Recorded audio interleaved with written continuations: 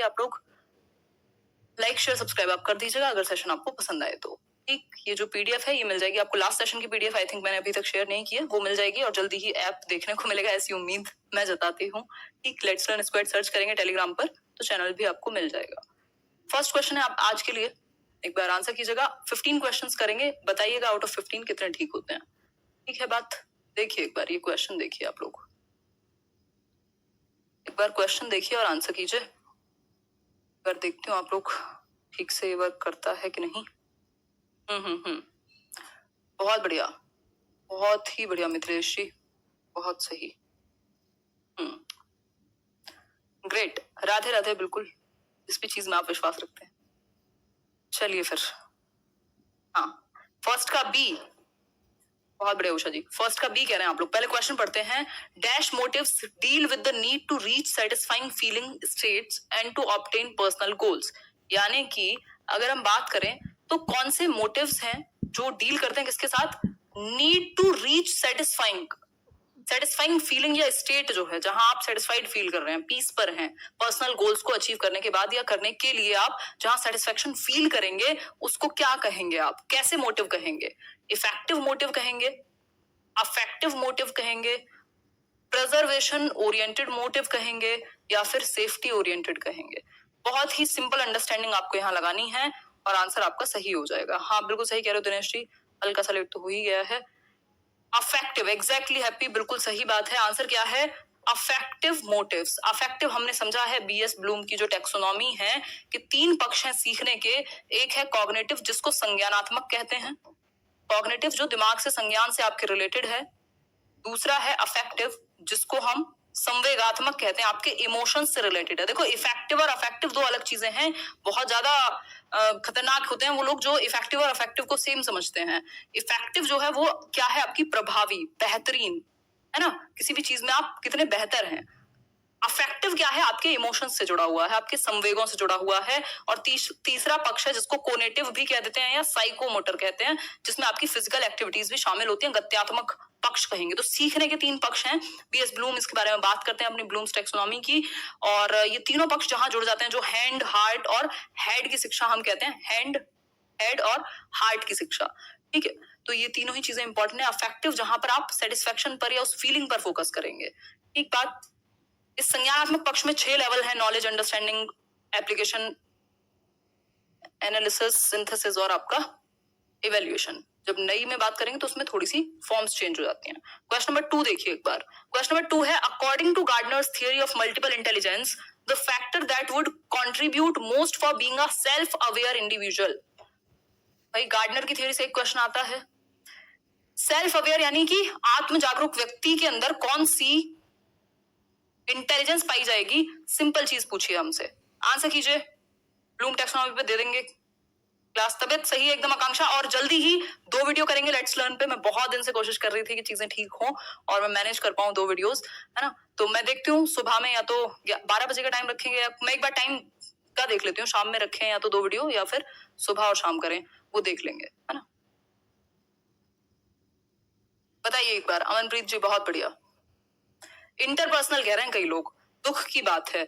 Intrapersonal, intrapersonal मतलब स्वयं की बात हो रही है। इंट्रा मतलब खुद में, आप सेल्फ अवेयर हैं अपनी फीलिंग्स, अपने इमोशंस, अपने मोटिव्स को लेकर के। अगर यहाँ इंटरपर्सनल होता तो दूसरों के फीलिंग्स, दूसरों को समझने में आप बहुत अच्छे होते, है ना। इंटर स्टेट जैसे बसें चलती हैं आपकी, उसी तरीके से इंटर मतलब 2 या 2 से अधिक के बीच में, इंट्रा मतलब स्वयं में, विद इन एन इंडिविजुअल, ये कह सकते हैं। इंट्रा होगा 2 या 2 से अधिक लोगों में होगा तो इंटर होगा। ठीक है बात।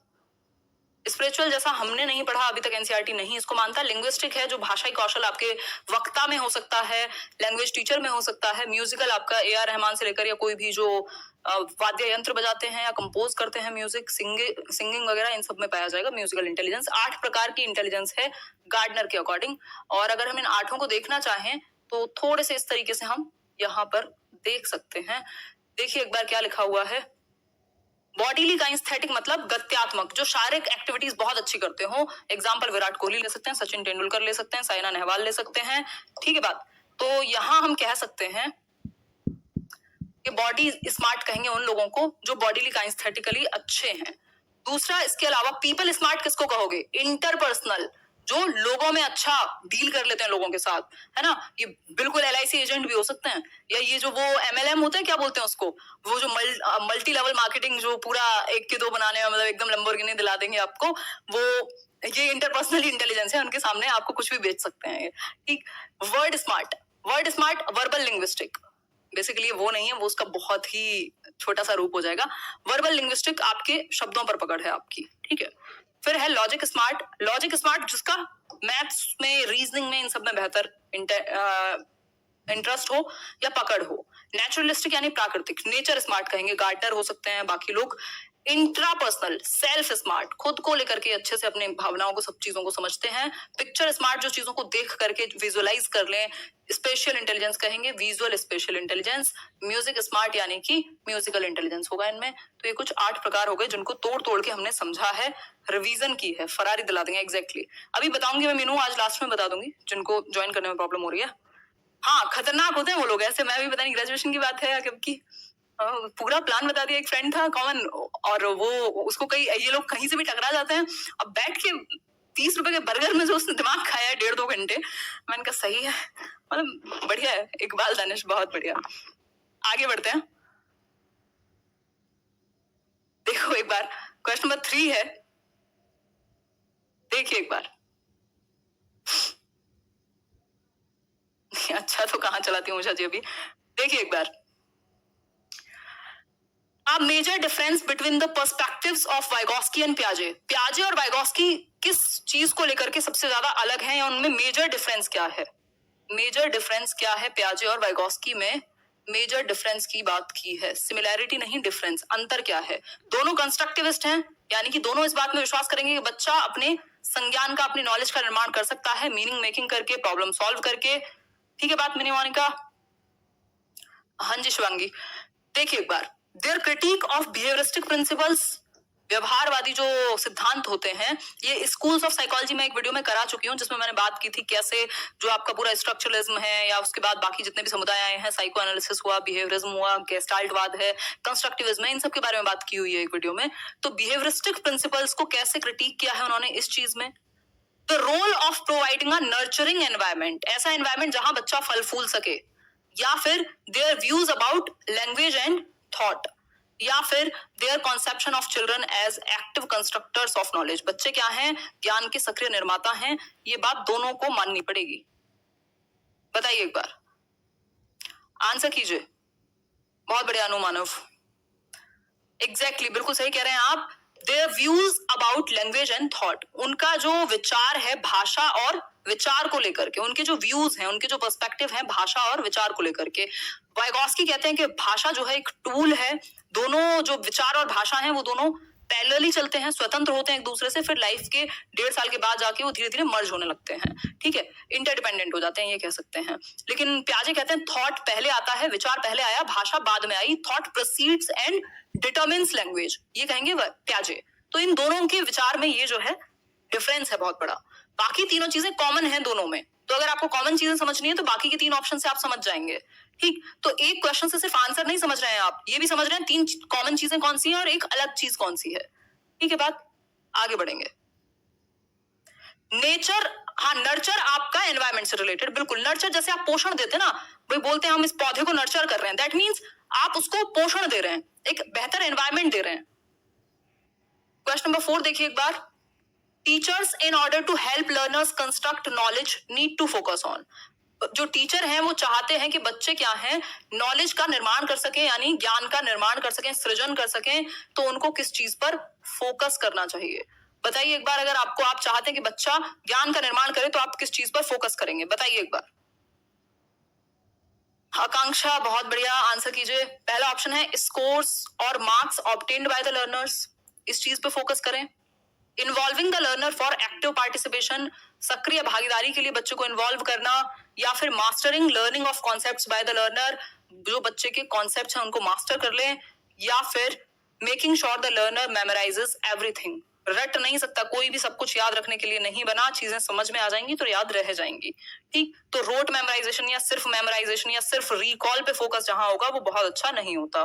Mastering learning of concepts by the learner, ठीक है बात।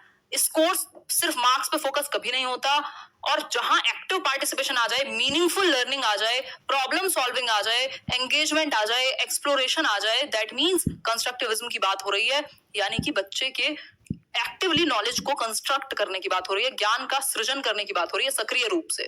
ठीक, तो ऐसा सिर्फ कॉन्सेप्ट्स को वो मास्टर कर ले, इससे अच्छा है कि वो एक्टिवली पार्टिसिपेट करे, मीनिंगफुल लर्निंग यानी अर्थपूर्ण अधिगम का निर्माण स्वयं करे। इस बात पर फोकस हो टीचर का कि वो समस्या समाधान सीख सके, चीजों को रियल लाइफ से कनेक्ट करके एक्टिविटी करके सीख सके, कॉन्सेप्ट्स अपने आप क्लियर हो जाएंगे। ठीक है बात, आगे बढ़ेंगे नेक्स्ट क्वेश्चन की तरफ।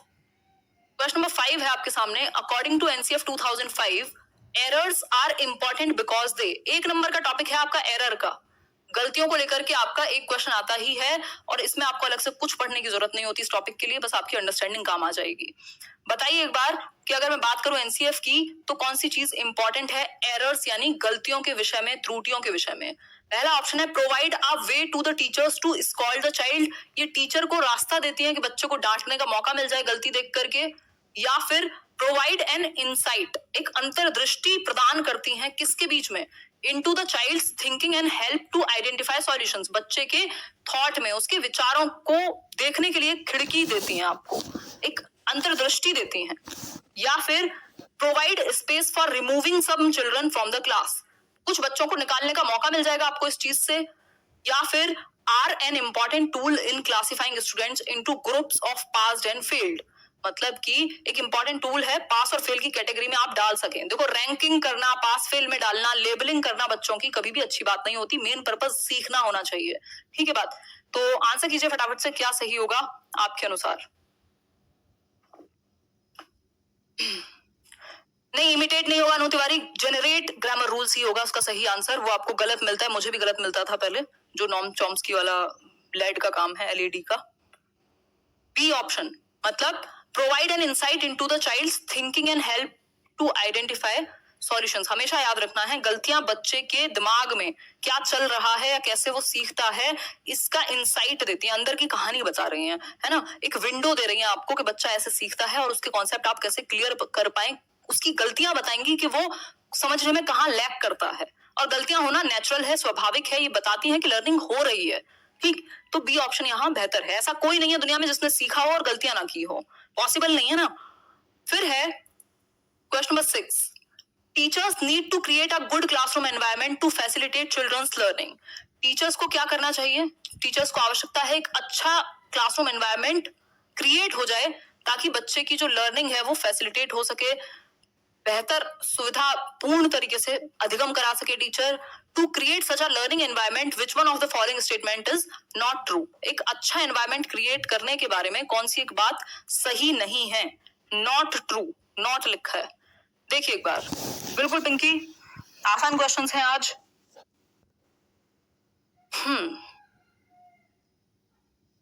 पानी पिया जाए, आंसर करो इतना।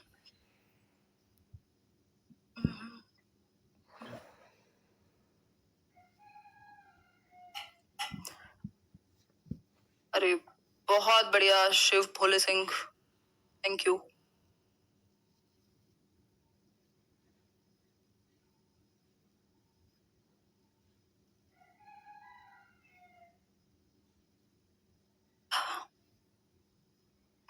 बहुत ही बढ़िया, आरपी सिंह यादव, सही है।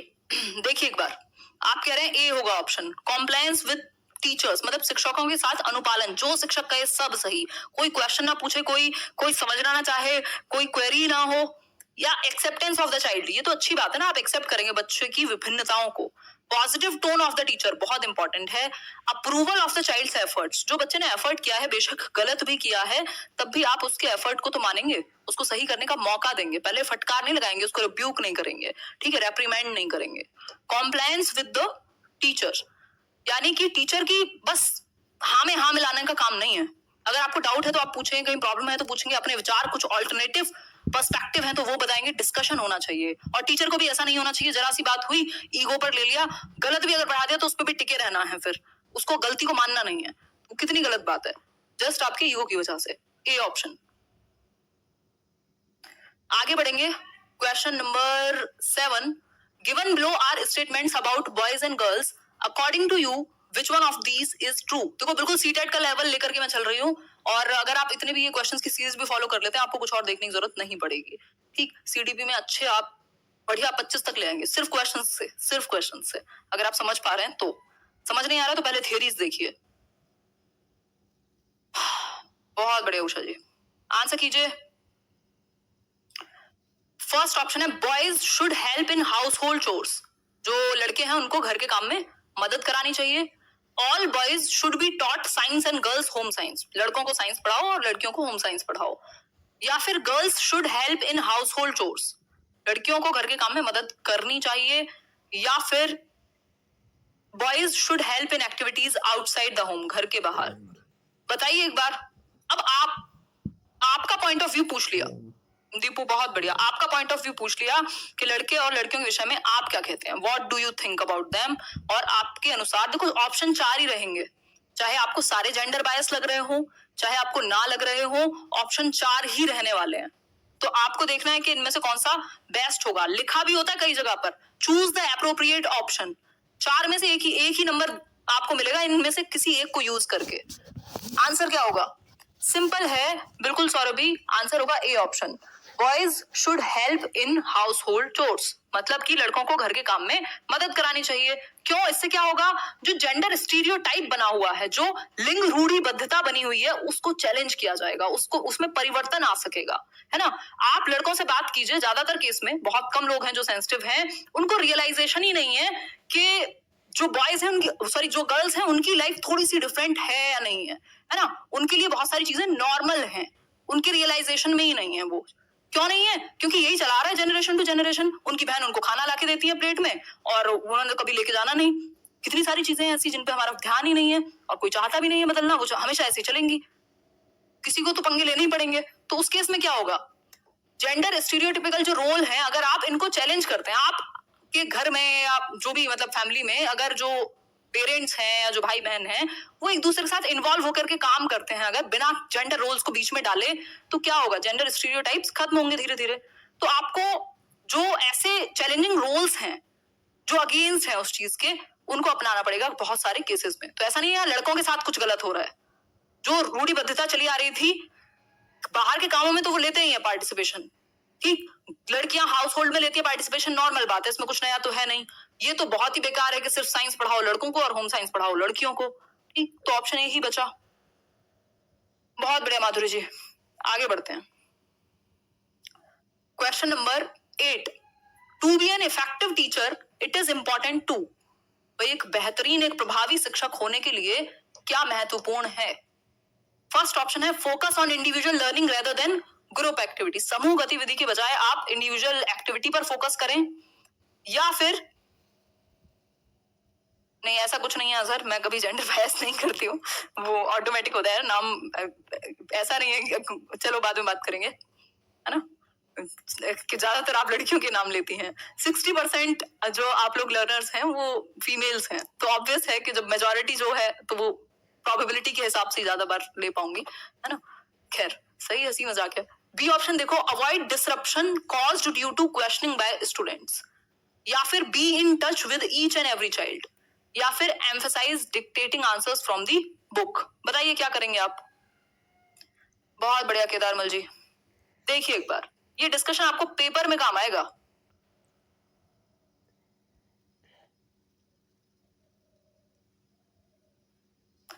बहुत बढ़िया मनीषा जी ये सच्चाई है ना, किसी को तो अपने सर लेनी पड़ेंगी चीजें, हर चीज की एक कीमत है। आप परिवर्तन भी चाहते हैं और बहुत ही अच्छे बने रहे हैं आप, कोई आपको कुछ कहे भी ना, ये तो पॉसिबल नहीं है ना, तो पंगे तो लेने ही पड़ेंगे। देखिए एक बार, भाई जिसका कंफर्ट जा रहा है उसको तो दर्द होगा ना, तो वो तो चिल्लाएगा। देखो एक बार, focus on individual learning rather than group activity. जमेगी नहीं बात, ग्रुप एक्टिविटी में बच्चा ज्यादा अच्छा सीख लेता है। Avoid disruption caused due to questioning. Questioning से डिसरप्शन नहीं होता, बल्कि क्वेश्चनिंग अच्छी होती है। जब बच्चे क्वेश्चन पूछते हैं तो चीजें, कॉन्सेप्ट्स क्लियर होते हैं।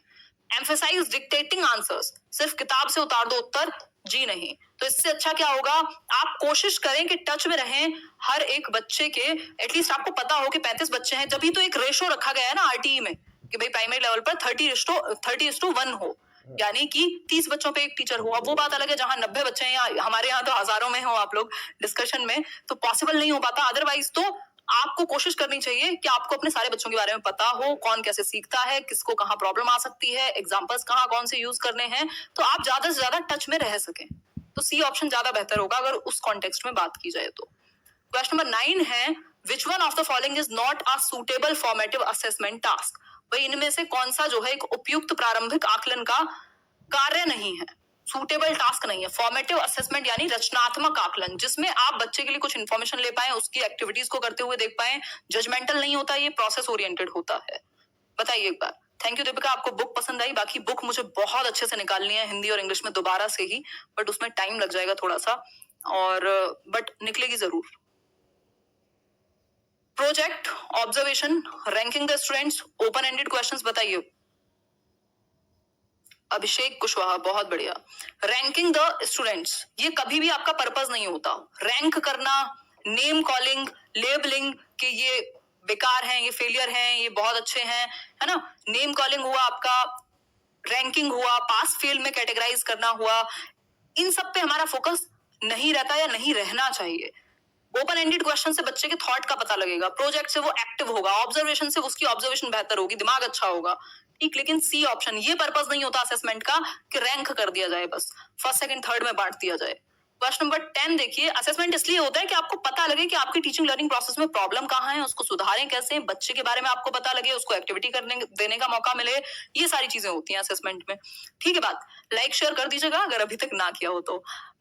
10th क्वेश्चन है, deficiency in the ability to write, लिखने की जो एबिलिटी है, क्षमता है, उसमें कमी associated with impaired handwriting. Handwriting क्या है, टूटी फूटी है, समझ नहीं पा रहे हैं, किस चीज का सिम्टम हो सकता है?